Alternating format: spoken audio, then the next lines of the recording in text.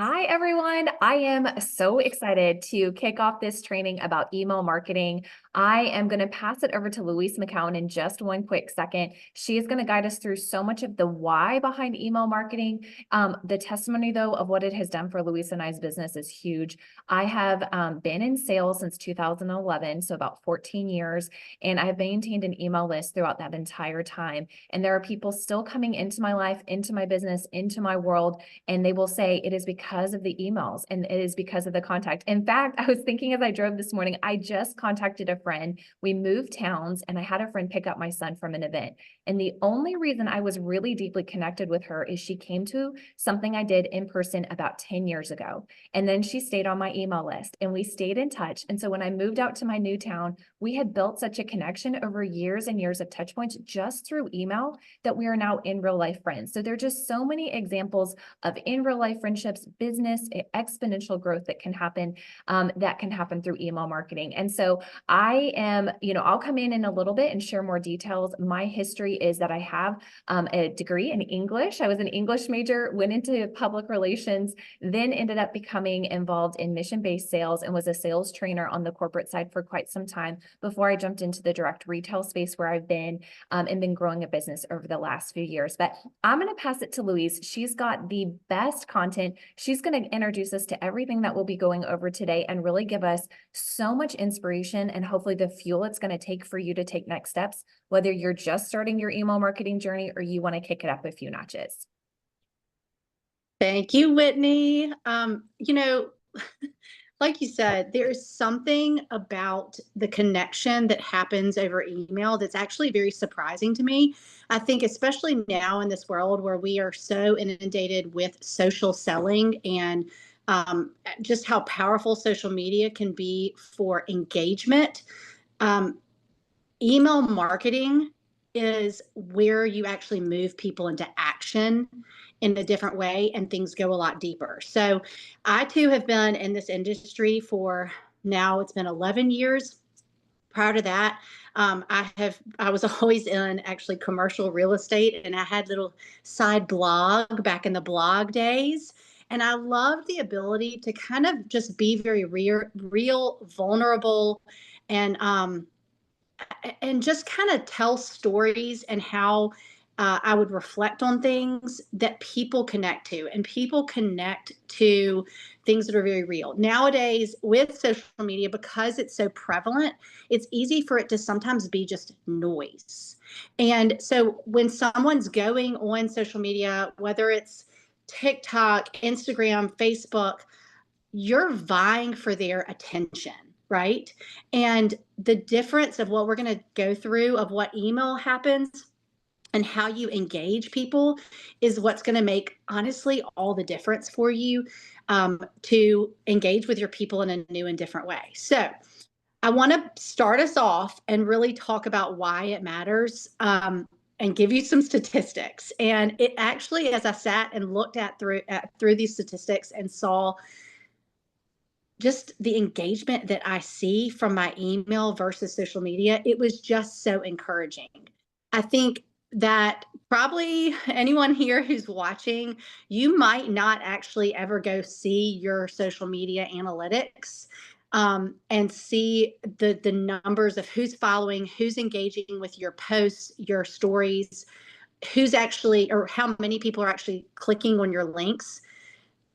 The thing that you'll see with email, and when you're using a platform like one we're going to discuss, you actually can see the numbers, not just how many people are diving into your email, but who is diving into them, right? So that helps you even further. So let's start off and talk a little bit about social media and your reach. So I want to give you an example. For me, with over 2,000 friends on Facebook, only, and this is for actually for everybody, only a little less than 6% of people actually see your posts. With Instagram, at a place of over 3,000 followers, your average engagement is 7 to 8%, right? So then beyond that, with Instagram and with Facebook, it's kind of a fight between stories and the feed, right? We're in a constant fight with the algorithm versus email.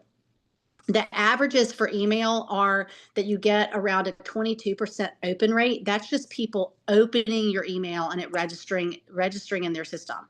And then about a 2% click rate.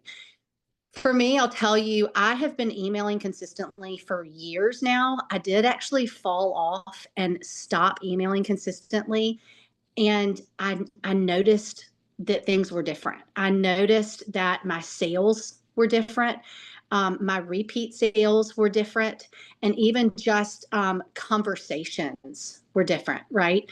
And so, where I can see now, having been consistent with my email efforts, um, I can see that my open rate is every single week, 50 to 60% of people open my emails. And then from there, I can even see, I'll take this even further. I can see that some people are opening this one email like 6, 7 times. They're going back, right? Then from there, I can see that my click rate of people clicking on the different things I've linked in there is about 3 to 4%, which is, yes, I get all of that is well above the average. But I think what it comes down to is the consistency that I've been putting forth, to make sure it's like a priority and part of my sales strategy. And so, yes, to translate all of that, when we're talking about social media versus email, over and over, email outperforms social, both in reach and in conversions. And so, from from what I see in numbers, and this is the thing, is numbers don't lie. We can't on social media see who you can see who likes your things, but you cannot see who's actually engaging and who is even clicking on anything that you have linked. And then also, like I said earlier, social media is a place to kind of open the door and make engagement. But from there, you have to kind of take it and move people into action. Okay. So here's the piece of it of like why I love email marketing so much. This number one piece of it that I love so much is that you own it. Over and over and over, these algorithms on social media are changing on a whim. And unless you're sitting there studying and staying on top of how they're being changed, you know, daily, weekly, who knows, you're in a constant fight. That is people's full-time job to stay on top of algorithms. And I know none of us here have that time, right? So number one, you own your emails, right? It is an asset that is under your control. The other part of it is it's permission based. Like people choose to subscribe to you. Now, when you're starting off, like when I first did my first emails, I actually just put people in the list. They can easily unsubscribe, but now I'm at a place when every time that I'm saying, would you like to subscribe to my email list? People are choosing that. So getting that permission from them means that they are more of a warm lead, than people who are just kind of clicking on back, right? The personal piece of this is how when our message lands in someone's inbox, that people's inboxes, I know, like you, that is where, like, it's like my like life central. That is where I'm handling school updates, I'm handling my bills, I'm handling travel, all of this different communication is what happens in your inbox central. And so for your message to land in somebody's inbox means that you're getting in with things that are priorities for people. Okay. um, the other piece about it, I do want to say about it being personal, is with social media, it's snippets. You're getting like a small window. Yes, you could record 5 minutes worth of information, but it's just sometimes it's just so fast. And the thing that I love about an email is that you can go a little bit more personal in your emails because you're landing in a place that is personal for people, right? And then we talked about the conversion as we're seeing like the open rate, but really that click rate is where you're getting sales, signups, conversations started. And then the last piece of it is that it builds trust. I when I do my emails, and we'll talk a little later about content, when you're consistent about your email and people hear you and your voice in there, that's what builds trust over time for people. And you can become a true resource for other people who maybe are relating what you have to say and things like that. So, even here, you can see that when we're talking about trust, people like to buy from trusted brands, and you are a brand. You are the face of your brand, and your voice is your brand. Um, it also is, it humanizes things, and people feel like connected to people.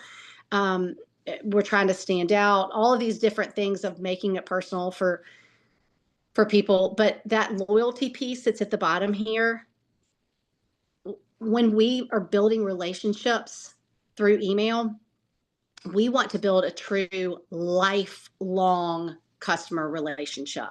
And that's where I was saying that when I stopped doing my emails consistently, I saw people fall off because they were not getting the touch points from me.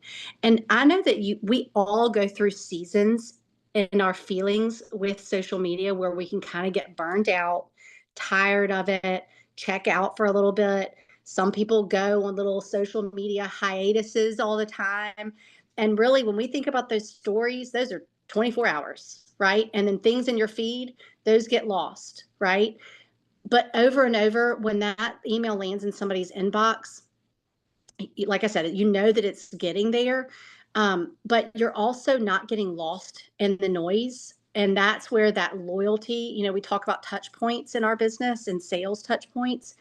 It's just another touch point for people, whether they're a new client or an existing client. And over, my existing clients, they just they connect differently, and they keep coming back because they feel value from emails, and then they also just feel that trust and loyalty to you. Right. Let's jump. Okay. So we're going to talk really quickly about the conversion. So I think it's very easy for us to have unrealistic expectations with social media. I think when we start off in this business, we think, hey, we make an announcement. I've joined this. This is what I'm doing. And we expect people to immediately want to jump on board and be curious as well as to what you're doing, right? That's not always the case. So I think it's very easy for us to have expectations that are unrealistic. I also think that we are certainly fighting against the algorithm. We're fighting against all these other people who are quite honestly much better content creators than I am. I just can't stay on top of it, right? And so what I aim to do through social media is to start a conversation and get that engagement. And I want to take that engagement and take it away from social media. The email piece is, like I said, the place where you get the convert, and you're just engaging with people for social. So over and over, when people when I'm starting conversations on social media, my end goal is to actually take that connection and take it off of social media, right? The other pieces is, y'all, I've seen so many people on social media get their accounts shut down for whatever reason. Um, people, the algorithm changes, you've missed out on your followers, right? And you have no ownership over those people who have been following you. You have no way to get in touch with them. And over, from true close friends who've had bukus of followers on social media, who all of a sudden overnight lost their following because something got shut down.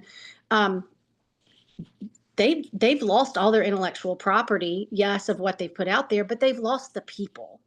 So, and this is something, my husband's in his own business as well, and he's in architecture, and I constantly like, Robert, you have to get their contact information. He has tens of thousands of followers, but he doesn't have a way to get in touch with them off of social media. That is the piece that we have to make a point and make it a priority, is to get the conversation off of social media and into like true conversation or an email. So, some of the things that I really have learned over the years in writing emails is people, again, you're landing in an inbox that's very personal for people. People go to social media to kind of, quite honestly, like numb out. I mean, y'all, we all do it. Like, we'll go and we want to look at like cute pictures of puppies and we just kind of zone out, right? And an hour later, we don't even actually remember what we were watching, who we were listening to. It just kind of becomes a blur, right? What I've learned in this email piece is that you have a chance to serve people. You have a chance to be so much more real and sound like yourself and kind of paint a more beautiful picture, um, over like just your real life. I think the reels and even stories and stuff, they are snippets. When you have the chance, even if it's you sending an email once a month, you can paint a picture for people that they can connect to, right? And so when I look at my content, I mean, yes, my job is with Arbonne and to help people engage with what I have to offer, whether it's the products or the opportunity that I have to offer with Arbonne. But that is not all of who I am as a person. And so I want to, and here's another piece, y'all. I've got 5 kids and I'm very protective of what I'm willing to share or say on social media, about my family life, about things that are hard, because again, people go on social media and they don't want me to tell them the stories of how my dishes have been stacked up for 5 days. They just want to go and see they want to see the highlight reels. Email allows me with my content to just keep it a little bit more personal. And so I can say, it's been a hard week, but and then continue the conversation. Here's where I've seen the good. I mean, you can just develop your story a lot more.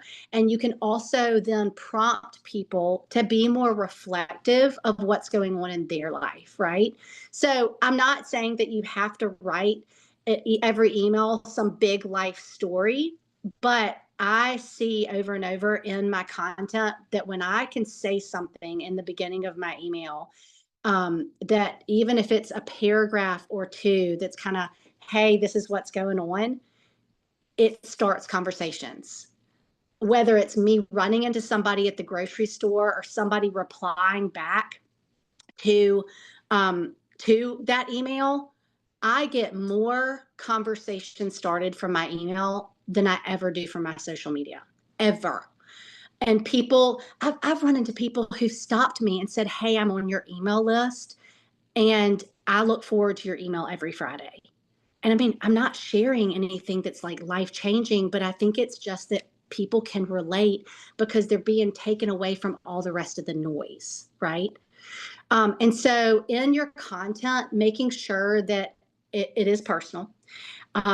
I think consistency is the thing over and over that now, after not being consistent for a while and now having been consistent for a couple years now, people connect to that. You don't have to make it too lengthy. Keep it simple, keep it brief. And then also, making sure that everything is linked. Everything. Every image links to something, every whatever it is. I make sure that it's easy for people to find. They're not having to go search for anything. Another big piece of it, and this isn't really the content, but I will tell you, so I send an email every single Friday. Again, that does not have to be your consistency rhythm. It could be once a month, but I bulk write almost all of my emails for the entire month in one day. In a matter of hours, I can sit. Now, sometimes I'll go in and kind of write my little blurb of this is what's been going on this past week, and I can reflect on it a little bit more. But the content itself, you can turn it out when you're very consistently sitting down and like having the thought to bulk write it all. Okay. That last piece of the power of the PS. I love a PS at the end for your call to action, making sure that you're kind of like, oh, and hey, because honestly, people pay attention now to the PS as as your final exclamation mark in your thing. All right, some other more specific content that I love, and then I'm going to be passing this off to Whitney, is what to include. Y'all, you can include anything under the sun in your email and make it you, right? Um, for me, I send an email. Again, it's my Friday 5, and it's just 5 things this past week that I've been loving. Again, I bulk write them. So sometimes it's like my 4 or just some recipes I've been using lately. Here I say podcast, books, life hacks. Last week it was about how I keep my family somewhat organized coming back into this back to school place. It can be anything and everything, gardening tips, whatever connects to you. Share it, right? And then my number 5 is always an Arbonne thing. And at the bottom of my email, it's full Arbonne. Now, again, it's not crazy lengthy, but with it being my Friday 5 and I use the same template every single week, people know what to expect, right? I think that is really helpful for people when you are sending these emails that even visually they know what to expect. It helps people because they're like, okay, here's her 5. Number 5 is always Arbonne. And then beneath that, I have whether it's me kind of expanding on the free preferred client thing or something going a little bit further, talking about the opportunity more. I change that out every week. But it's just that consistency of you doing it, but the consistency of the structure of it that I think helps people a lot. Now, I do want to also say that when I think of email,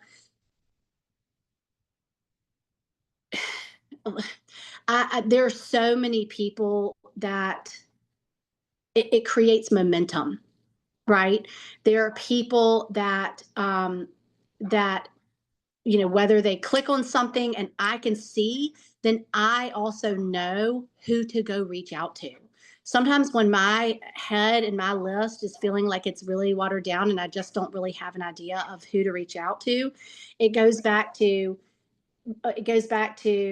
when I can see who all has opened my email and maybe, like I said, 7 times and who has clicked on things multiple times.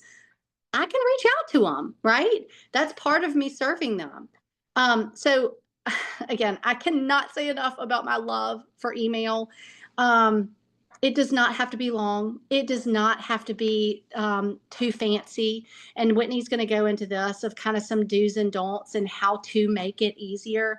But if I say anything today, just remember that email is the place where you convert and you build conversations, trust, and sorry, I've got workers in the house. Trust, and social is where you just start that engagement. Okay. So I'm going to pass it over to Whitney to talk a little bit more about do's and don'ts. And does it? Okay, well, hopefully you'll be back to wrap us up at the end and send us out because you're such an encourager. So I am just so excited to share about this. And I'm gonna, just before I go on to the next slide, I want to tell you how I first started with my email, because if you're at this point halfway through the training, or we're a little bit more than halfway through, and you're like, whoa, this is a lot. I've never even sent an email before. What will I even share? What I started doing was literally opening up Gmail, and I created a bulleted list of, here's a roundup of what I shared on social media this week. I didn't want you to miss out. So if that's it, whatever you might have shared on social media, a link to a recipe, something that you're loving, something your family's been up to, just do a little roundup. And I began to get engagement right away from that. People are like, oh, I saw that, but I clicked through, or I missed it, or, oh, I put social media down for the week. I didn't know that. So if you are just at a starting place, that's a great place to start. Well, I'm going to scoop you guys up and start talking through practical steps. Now that we know the why, what does it look like to put it into practice? And the first thing I'm going to talk to us about is actually AI, because AI is so powerful to use in our business. And when we are thinking about email marketing, there's so much AI that's been being used. When I look on social media, I'm starting to see it a lot more. And what I want to emphasize is AI is our best friend and it's also our enemy. And so and I don't mean that in some existential way. I literally mean if we are looking to create an email that converts, that creates connection point. And what I see about email is I see email like if you do an event and you are chatting with people and you're showing people what the products can do for them, and you never had order forms and you never had a checkout section. That's like sharing on social media and never having email. The email place is where you get people's attention and you kind of get down to things and you build connection points. And so why we want to be very real in our email is we want to always be thinking, and I mean, Louise just did a phenomenal job. You want to connect, you want to be real in your email. You do not want to just churn out emails. So if you leave this call and think I need to send an email every week, I'll just go to AI and have it write it for me. Please don't do that. But what I do want you to know is I want you to think about what you can do with AI because it's so good. And the number one thing you can do with AI is ask great questions. Be a great question asker. So things that I use AI for regularly are things like write 5 short subject lines that will generate a high open rate on X topic. So if I have my email and I know I'm going to talk about these 3 things, or Louise is going to talk about her 5 things, I would ask AI this. And if you notice, that's a lot of words. I'm asking it to generate a high open rate and 5 short subject lines. I'm being very specific about what I want. Then I'm going to look at the 5 ones and I'm going to pick one that sounds like me, or I can get some ideas and then tweak it to make it sound like me. I'll ask things like, what are the top 3 things people want to know about health and wellness? Or we're going into September, what are the top 3 things moms of multiple kids who are in their 40s want to know about? Like, just be really specific and start asking it to start generating ideas. Use it to generate ideas and use it to get some, market research on your ideal client. Okay, CTA, it is call to action. A call to action is what we want to have in every email. They want to know, what should I do now that I've read this email? So that can be a button in your email. That can be a link. That can be your PS. So helping you to create a call to action. Help me create 3 call to actions on the Green Synergy Elixir, or help me to create 3 call to actions on the preferred client perks being free at Arbonne. You can ask it that, that'll generate some things for you and you can look at it, pick and choose what sounds right to you. What are 5 benefits of X ingredient? This is something I use all the time. A lot of my followers and a lot of the people that I've connected with, they've enjoyed me because I do deeper dives once a month at least on products. And so I don't always know what's so great about ashwagandha or the word of the ingredient I cannot pronounce in Mind Health. So I'm going to ask it, tell me the top 5 benefits of this ingredient. And I'll even follow up and say, okay, give it to me in 3 bullet points. Okay, share with me how I can, share this in 2 sentences on an email. So this is a great way to get it, and will also give you research. You can ask for articles or research that's been done on it, so you can include that, whatever it is you want to talk about. Another great thing to do is, I just got a Flowdesk account. How do I set up my contacts? Tell me step by step, like I'm a 5-year-old. Like, you can ask it that and it will generate a really great tutorial for you. I personally use Grok AI, Grok. I really, really like it. It remembers me and I can train it to kind of think more like me. I've uploaded some examples of my writing. So when I say, could you please make it sound more like me? It will even be able to do that. But if you have an AI that you like, go ahead and use it. Another thing you can use is take your own writing, go ahead and write your email yourself. But if you tend to be, let's say, for example, really wordy, upload it and say, could you help me condense this while still maintaining my voice and making it sound like me? Or can you take this and help me create a clear call to action? I'm not sure what to say. It will help you do that. So those are great ways to use AI that I use on a daily basis for my business. Okay, don't you see my little cat here in his suit of armor?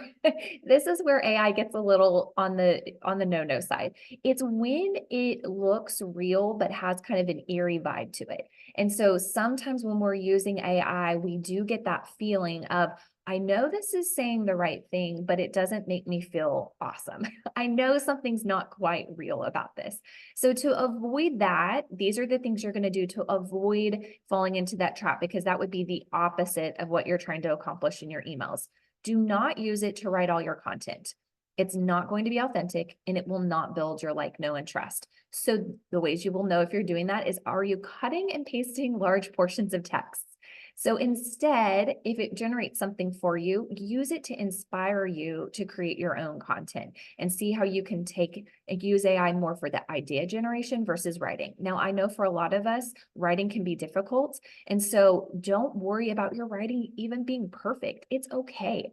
I would rather get an email that is not perfectly written, that maybe doesn't use punctuation exactly right, or maybe isn't the most, compelling thing I've ever read. If I know it's real and I know it's coming from that friend that I've gotten to know, I would much rather read an imperfect email. In fact, it will be something that bonds me and makes me feel connected to this real person. And that's what we're noticing in the marketplace. People are really leaning hard into real and authenticity. We're seeing it. I've got teenagers, they like to use digital cameras. They are doing it's like they're going back to Y2K, and they're dreaming about life before social media. So it is okay to not be perfect. That's in fact what people really want. Do not believe everything it tells you. I have asked AI sometimes things about, let's say, our protein powder, and it gave me an answer that was based on like a protein powder from 20 years ago or something. I don't know how long ago it was, but don't believe everything it tells you. Be sure and read over it, fact check it, ask it follow-up questions. It's not always right.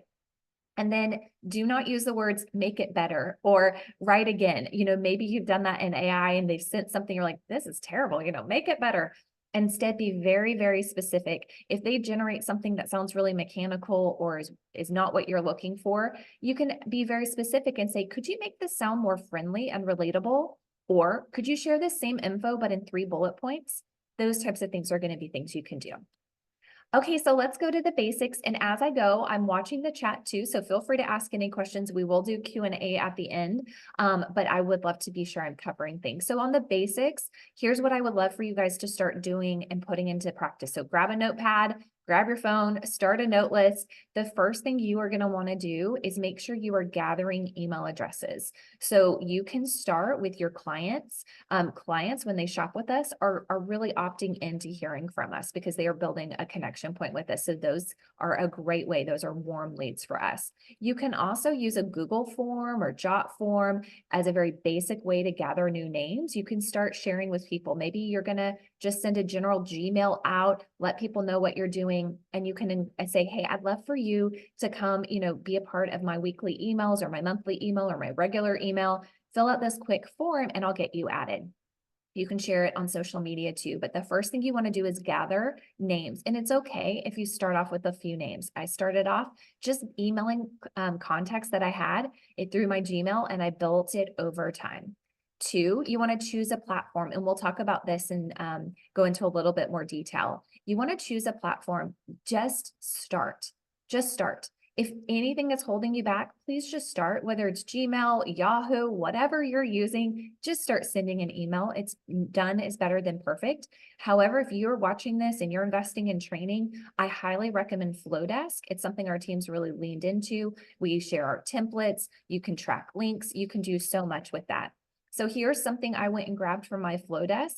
There's just so much metrics that you can see. Here, that first image with email opens. This was from an email I sent to a segment. You can also segment it, which is really great. We will talk more about that in a follow-up training. We will talk more about advanced things that you can do in your email. But when you can segment, you can send targeted emails. And you can see that this one, because I segmented it well, it was sent to 105 people, but it was opened a total of 207 times. So multiple people opened it multiple times. And I just cut it out because you could see names. It will show you the email address and how many times they've opened it, and of course where they click. It also will show you for your own emails when are the best times to send emails. So it'll keep track of when you've sent emails before, when people opened it. So when you get started, feel the freedom to kind of try things out. But statistically, the best time to send an email is actually Monday morning, or consistently, like Friday 5 for Louise is working great, but keeping it consistent is also great. So I love Flowdesk. Okay, simple template. If you were going to use Flowdesk, there is some simple templates that you can copy from our team. What's great about that is once you have an account, you click on the template and you can go in and just start switching things out. We've already done the work for you. We know what converts. We know it's easy. And like what Louise said, when you follow this very simple template, people recognize it, and you are also able to kind of view it and see how it looks on a phone versus a laptop. But once people get an idea, like there's going to be a picture at the top, there's going to be some words, there's going to be some top 5, and she's going to sign it at the bottom. It gives people a sense of like, this is Whitney. This is Louise. This is Laura. They're going to build a connection point around the colors and that pattern that you choose. So you're not locked in. Don't overthink it. Just get it out there. But it is a really helpful part visually to get people into it.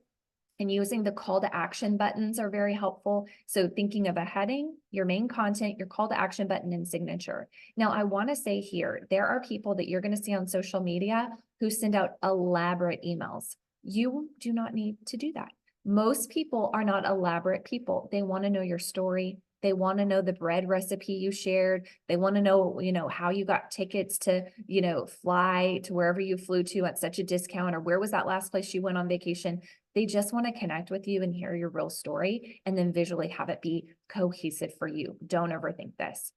And then the fourth, commit to consistency. Louise said this over and over again. The ideal is one short email a week.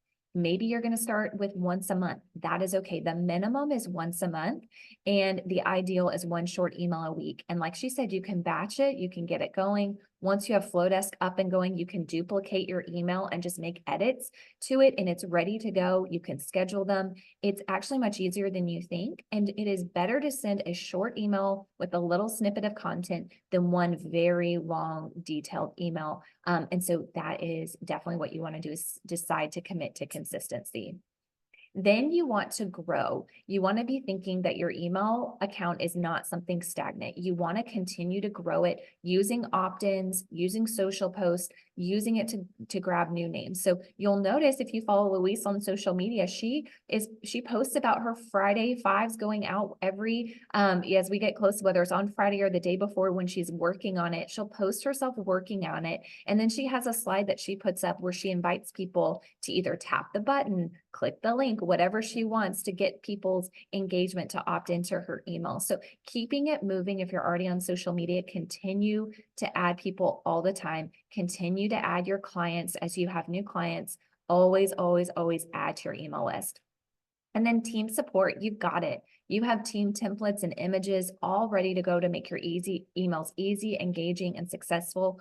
Do add your own images, and do put your face if you can. Grab a picture of you and your cat. If you have a cat, grab a picture of your kids, whatever it is, add that in. Do not just use the sleek pictures. Be real in your posting, but you're definitely going to want to do that. So just a reminder, there is Gmail, and I'm going to show you Flowdesk. You can absolutely get started just in Gmail. That is how I was doing it. It is so simple. Literally, my first emails were black and white without a single picture, and were simple bullet points. And it was a roundup of what I was sharing on social media. And it got me going. It got me started. It got me connecting with people in a more authentic way, and it got engagement. It was really incredible, actually, how much more engagement I got through the links in my emails than through sharing on social media. Create an opt-in form to gather interest about receiving future emails.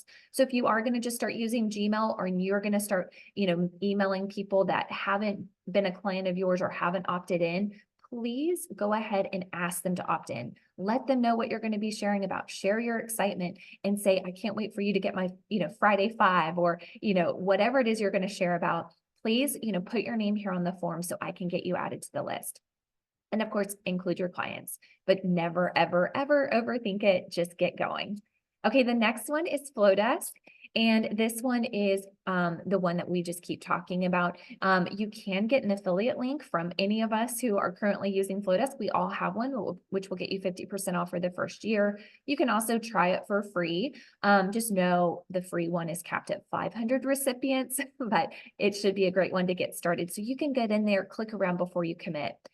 It's going to tell you, how to do it. Enter your email, go to your junk mail. And here's the thing. With AI now, It is an amazing tool. I have been able to do things I've never been able to do on the back end system of creating a website and doing things that I feel very, very unqualified to do. I don't like the tech side of things. But I have used Grok. I love Grok AI. And I said, walk me through step by step. So ask it this, walk me through step by step how to set up my flow desk for my first email. Or you can use YouTube tutorials. But for time efficiency, I like Grok and I'm able to ask it questions like, you weren't clear about this, or hey, when I got to the sign in page, it doesn't look like it's not showing me the options that you've shown me. Can you help me? And it does. So it's a really great way to use AI. Grok is free, so you do not have to pay anything for Grok AI. It's why I really love it. And so it is free. They charge for the more intense version, but guys, Grok, the free version is awesome for me. And so I'm really enjoy it. They do want you to create an account though. Okay, next level. These will be things that we do on a deeper dive on a later training, but I wanted to put them out here for you to start thinking about it, or for those of you who already have a list. Next level moves that you can make in your business that you really will help you grow your list. So once you're going, you've got your content, you are consistent, you've done all those things that we shared on the basic next steps. Ways that you can grow your people opting in is by creating a freebie. And the reason this works is that maybe there's something you talk about all the time, or maybe maybe you're a homeschool mom and you have some great tips that you want to share. Maybe you love to cook gluten-free, like whatever it could be. It does not have to be related to any part of your business, but create something that's free, a PDF guide for them, recipes that you're loving, whatever it is, and say, hey, when you join my list, I will send this PDF guide to you. You see big influencers do it, but it's a great way to gather people.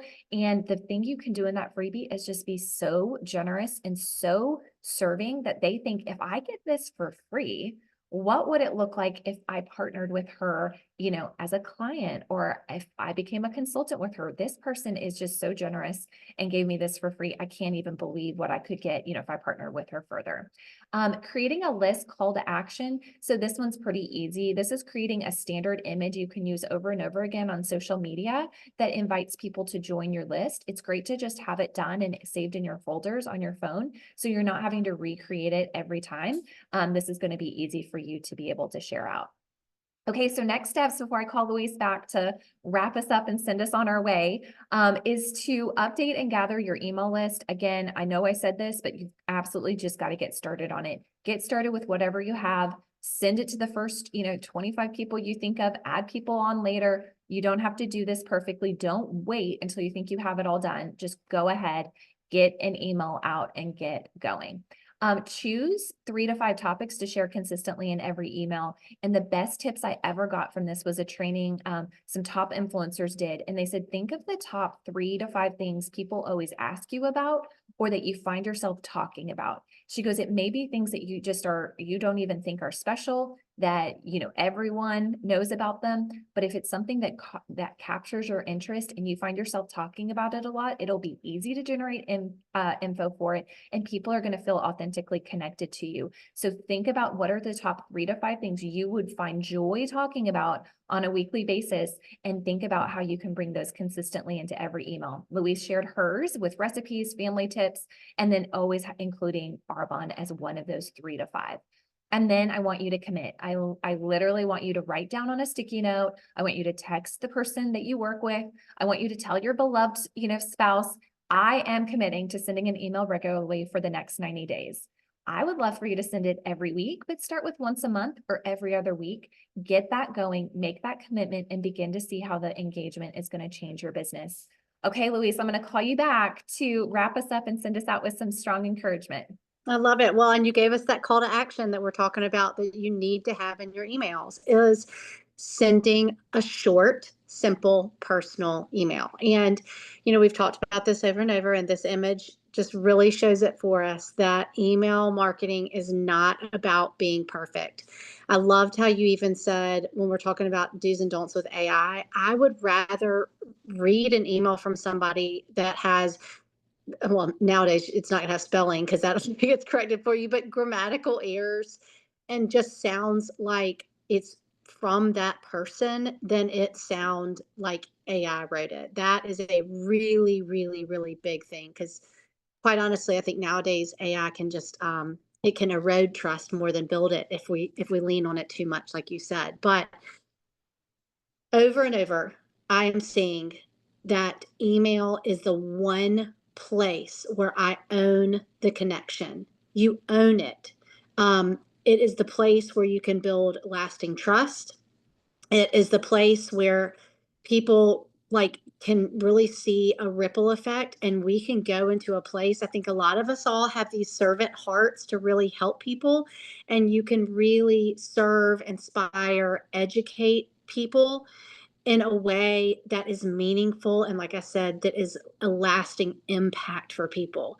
I also think, and this is where social media, there's truth in like everyone's fighting a battle that you know nothing of, right? And giving, we see these highlight reels on social media, right? And so, what I think that email is going to do for you is it's going to help, like I said, build those results over time, but it's going to be a place where people can feel safe and seen as you are building trust with them. And the crazy things are, yes, sometimes it's the recipe or a podcast that you suggested that helped you through a hard time or something. And people feel seen when you are sharing those real things. So, the last thing I want to say is you have everything you need to get started, right? You have just walk away from today knowing that done is better than perfect, that you really have a meaningful voice. I know you may think I have nothing special to share, but I promise you, when it's you, you were created for a reason, and God gave you the voice that you have for a reason, and the things that are meaningful to you. And sometimes I just have to sit there and think for a minute and pray, like, what do you want me to say? What am I here to share today? Right. And when we are sharing from that place of loving and serving people that feels genuine, then yes, the sales will come, but it's just knowing that like you have everything that you need right in front of you. So thank y'all so much for joining us today. It's really just it's just encouraging to see how excited everybody get about a topic that seems so minor.